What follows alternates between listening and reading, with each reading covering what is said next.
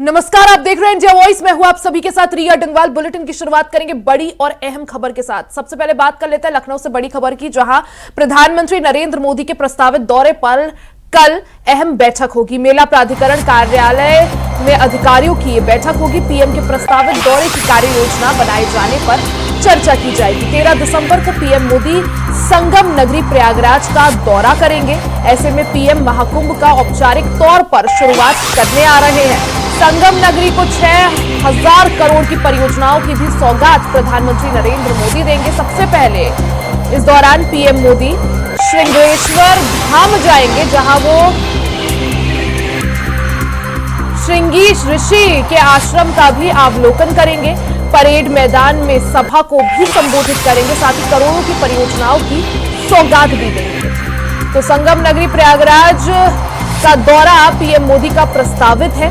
13 दिसंबर को पीएम मोदी का यह दौरा प्रस्तावित है। ऐसे में पीएम मोदी के इस दौरे से पहले कल अहम बैठक होगी। इस बैठक में पीएम मोदी के दौरे को लेकर चर्चा की जाएगी। साथ ही मेला प्राधिकरण कार्यालय में अधिकारी बैठक करेंगे। पीएम के प्रस्तावित दौरे की कार्य योजना बनाएंगे। 13 दिसंबर को प्रधानमंत्री नरेंद्र मोदी का संगम नगरी प्रयागराज का यह दौरा होने वाला है। ऐसे में आपको बता दें कि 2025 में जनवरी से संगम नगरी प्रयागराज में महाकुंभ शुरू होने वाला है, जिसको देखते हुए, जिसकी तैयारियों को देखने के लिए और परखने के लिए पीएम मोदी संगम नगरी प्रयागराज 13 दिसंबर को पहुंचेंगे।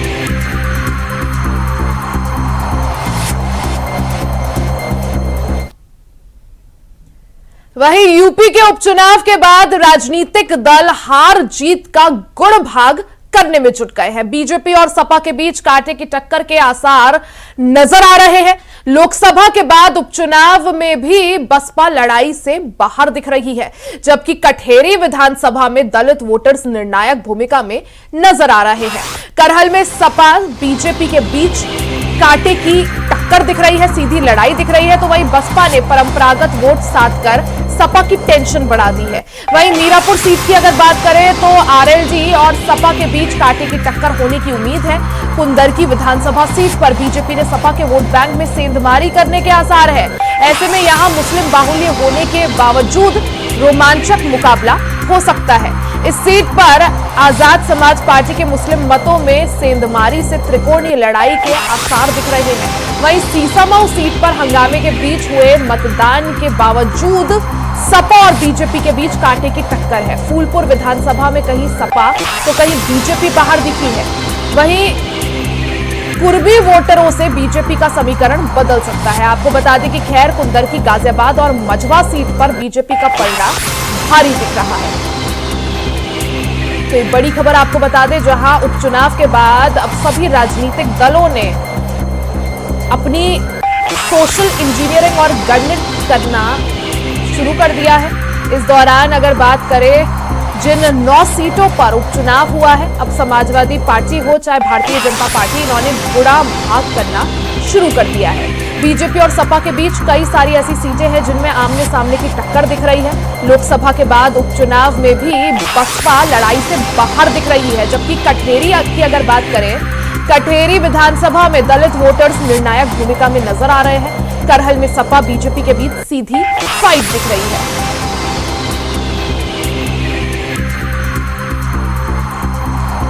सीधा रुख कर लेते हैं ज्यादा जानकारी के लिए संवाददाता मोहम्मद आसिफ का। आसिफ, जिस तरह से उपचुनाव का जो रण था, वोटिंग पूरी हो चुकी है, अब सभी को इंतजार है तो 23 नवंबर का, लेकिन अब सभी राजनीतिक दलों ने अपना जो गुणा भाग है वो शुरू कर दिया है।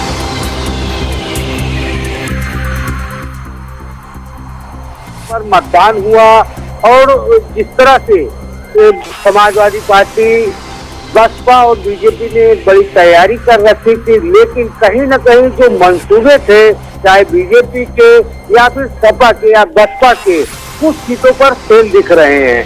कुछ ऐसी सीटें हैं जहां पर बीजेपी का पलड़ा भारी है, तो कुछ ऐसी सीटें हैं जहां पर समाजवादी पार्टी का दबदबा दिख रहा है। वहीं अगर लोकसभा की तरह अगर बसपा की स्थिति की बात करें तो बसपा जो है लड़ाई से बाहर दिख रही है। चुनाव परिणाम बसपा के लिए चौंकाने वाला आ सकता है।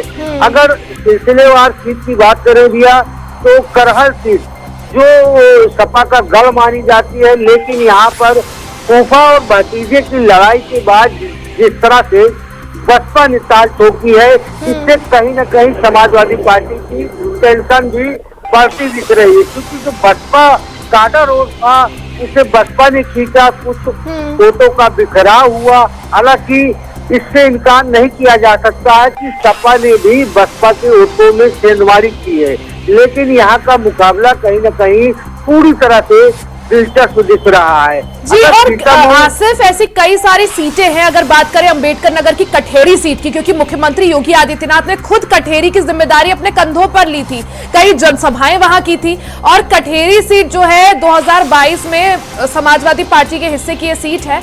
ऐसे में कठेरी की लड़ाई भी काफी दिलचस्प है, क्योंकि दलित वोटर जो है काफी निर्णायक भूमिका में लग रहे हैं। एक तरफ भारतीय जनता पार्टी से जिस तरह से निषाद को वोट दिया, एक तरह से उम्मीदवार बनाया गया था, वहीं दूसरी तरफ समाजवादी पार्टी की तरफ से शोभावती वर्मा। कठेरी की फाइट कैसी दिख रही है आसिफ? देखिए, अगर रिया कचहरी की बात करें तो इसे यूपी सीएम योगी आदित्यनाथ ने खुद अपनी हाथों में बागडोर लेती, लेकिन चुनावी गणित की बात करें तो यहाँ पर वर्मा वर्सेज जो है निषाद समुदाय के बीच टक्कर मानी जा रही है। यहाँ पर पार्टी का कोई विशेष स्थान नहीं दिख रहा है, और यहाँ जिस तरह से बसपा का कभी दबदबा हुआ था, तो बसपा प्रत्याशी ने भी कहीं न कहीं बसपा वोटों को अपने पाले में करने की पूरी जुगत लगाई है। लेकिन अगर बात करें यहाँ पर जातीय समीकरण की, तो कुर्मी मुस्लिम मतों का जो है वोटिंग जो हुई है, ऐसा कयास लगाई जा रहा है कि समाजवादी पार्टी की तरफ हुई है।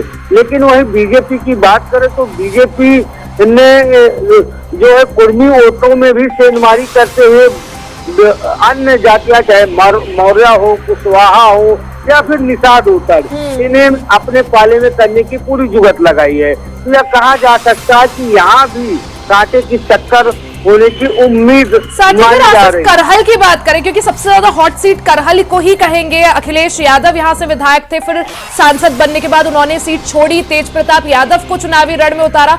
वहीं मुकाबले को और ज्यादा दिलचस्प बनाते हुए, जैसा आपने भी कहा, फूफा और भतीजे के बीच फाइट थी, दोनों यादव और बीजेपी ने अनुजेश यादव पर दांव चला था, जो कि सैफई परिवार से ही है। तो ऐसे में किसकी तरफ आपको करहल की फिजा दिख रही है, करहल की जनता की फिजा दिख रही है? क्योंकि करहल जो है ये समाजवादी पार्टी का गढ़ है। देखिए रिया, अगर करहल सीट की बात करें तो यह परंपरागत सीट मानी जाती है समाजवादी पार्टी की, लेकिन यहाँ पर बीजेपी ने एक बड़ा दांव खेल दिया। इससे कहीं न कहीं सपा प्रमुख अखिलेश यादव तिलमिलाए भी हुए थे। उनका बयान भी आया था कि सपा अब रिश्तेदारों को भिड़ा रही, रिश्तेदारों के बीच लड़ाई करवा रही है। और जिस तरह से तेज प्रताप यादव को जिताने के लिए अखिलेश यादव ने खुद कमान संभाली थी, वह सैफई में बैठकर जो है यहाँ की पूरी चुनावी गणित समझ रहे थे, कई बार दौरा भी हुआ। लेकिन अगर फूफा भतीजे की बात करें तो यहाँ पर रिश्तेदारी का भी असर साफ तौर पर दिख रहा है, क्योंकि फूफा का अगर वैसे भी बात करें, जिक्र करें सामाजिक की, तो लोग उनकी इज्जत करते हैं। और बीजेपी ने जिस तरह से तेज प्रताप यादव के फूफा को यहाँ पर चुनाव मैदान में उतारा, और यहाँ पर जिस तरह से यादव वोटरों में सेंधमारी करने की कोशिश की, साथ ही साथ दलित वोटरों को साधने में भी कहीं न कहीं जो है बीजेपी कैंडिडेट सफल दिख रही है। यह कहा जा सकता है कि यहाँ पर जो है भले ही बीजेपी ने कई टक्कर की है, मशक्कत की है, लेकिन जो परंपरागत बात करें मुलायम परिवार के सदस्य की बात करें तो यहाँ पर समाजवादी पार्टी प्रत्याशी का पल्ला भारी है। हालांकि टेंशन बरकरार है, और कुछ ऐसी सीटें हैं रिया जहाँ पर बीजेपी का पल्ला भारी है, तो कहीं पर समाजवादी पार्टी का। अगर खैर गाजियाबाद की बात करें तो यहाँ पर बीजेपी पूरी तरह से जो है भारी दिख रही है। वहीं कुंडरकी की बात करें तो यहाँ पर जिस तरह से सपा प्रत्याशी ने चुनावी ताल ठोकी है, यहाँ पर 65% मुस्लिम मतदाता हैं, लेकिन आजाद समाज पार्टी ने यहाँ पर अपने प्रत्याशी उतारकर कहीं न कहीं टेंशन बढ़ाने की कोशिश की है। और जिस तरह से सपा बसपा ने भी यहाँ एक खाका तैयार किया। तो ऐसे में कहा जा सकता बिल्कुल, है यानी कि आसिफ कई सारी ऐसी सीटें हैं जहां पर सीधी टक्कर और बिल्कुल कांटे की टक्कर बीजेपी और समाजवादी पार्टी के बीच है। हालांकि यहां पर बहुजन समाज पार्टी या आजाद समाज पार्टी या एएमआईएम के जो उम्मीदवार हैं वो किस तरह से यहां पर वोट कटर साबित होते हैं, किसके पाले में जो है वो गेम कर देते हैं, ये देखना काफी महत्वपूर्ण होगा और इसके लिए शायद 23 नवंबर तक का इंतजार करना होगा। आसिफ, बहुत बहुत शुक्रिया जानकारी के लिए।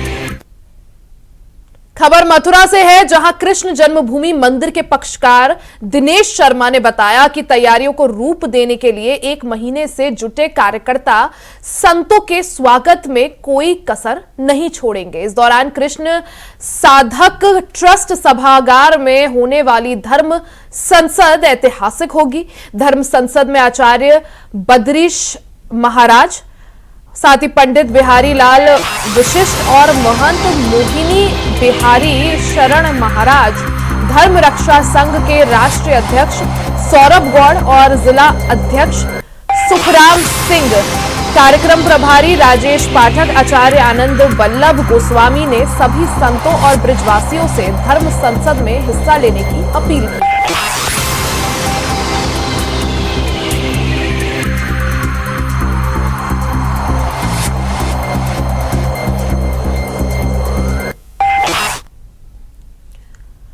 खाद की कालाबाजारी को देखते हुए श्रावस्ती डीएम अजय द्विवेदी ने भारत नेपाल सीमा से सटे इलाकों में छापेमारी की। इस दौरान बॉर्डर से सटी बाजार बघौड़ा में गोदाम में खाद का जखीरा मिला।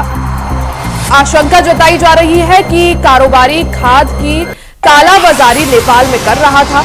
डीएम अजय द्विवेदी ने गोदाम को सील करवाकर कारोबारी के खिलाफ मुकदमा दर्ज करवाया है। वहीं जिला कृषि अधिकारी और अपर कृषि अधिकारी को सस्पेंड करने के लिए शासन को पत्र लिखा है। डीएम की इस कार्रवाई से खाद काला बाजारियों में हड़कंप मच गया है।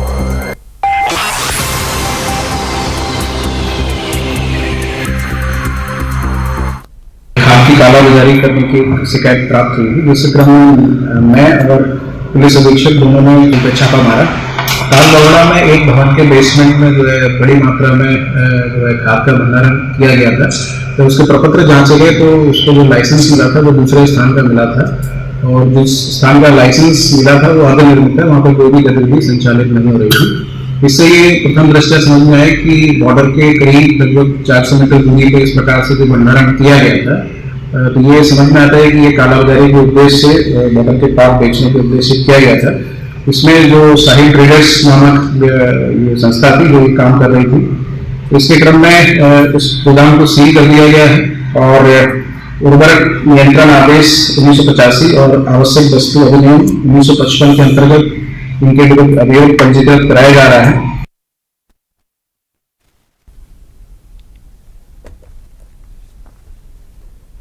तस्वीरें आप देख सकते हैं श्रावस्ती से खबर, जहां खाद की कालाबाजारी को लेकर डीएम ने छापेमार कार्रवाई की।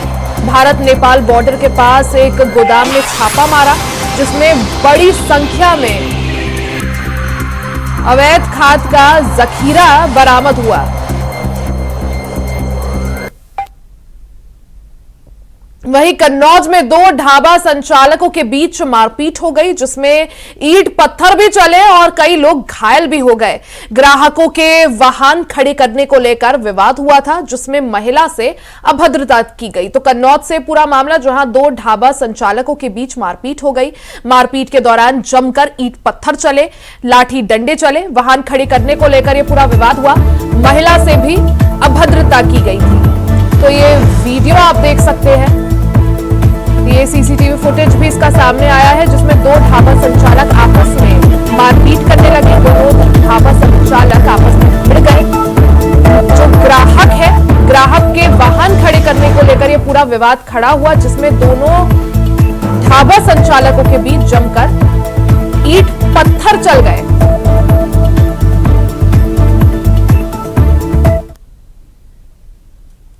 वहीं मेरठ में लाखों की अवैध वसूली और 2 युवकों को अवैध तरीके से हिरासत में रखने के मामले में वसूलबाज दरोगा समेत 3 पुलिस वाले नप गए हैं।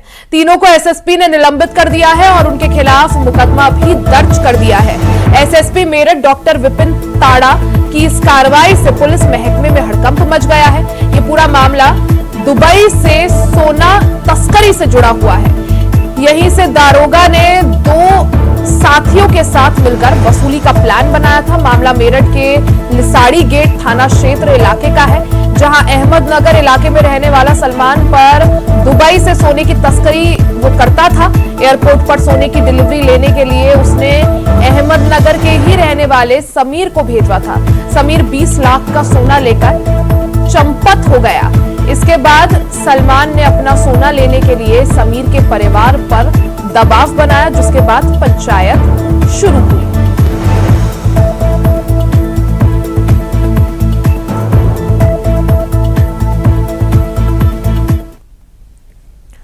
खबर महोबा से है, जहां महोबा में घर के बाहर खेल रही 5 साल की मासूम बच्ची के अपहरण का मामला सामने आया है, जिसमें पुलिस के त्वरित प्रयासों के चलते अपहरणकर्ता के चंगुल से मासूम को सकुशल पुलिस ने बरामद कर लिया।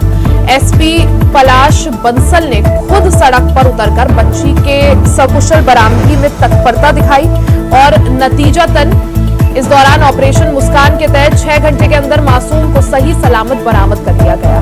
साथ ही पुलिस ने अपहरणकर्ता बदमाश को भी गिरफ्तार कर लिया है और आरोपी से पूछताछ कर आगे की कार्रवाई में जुट गई है।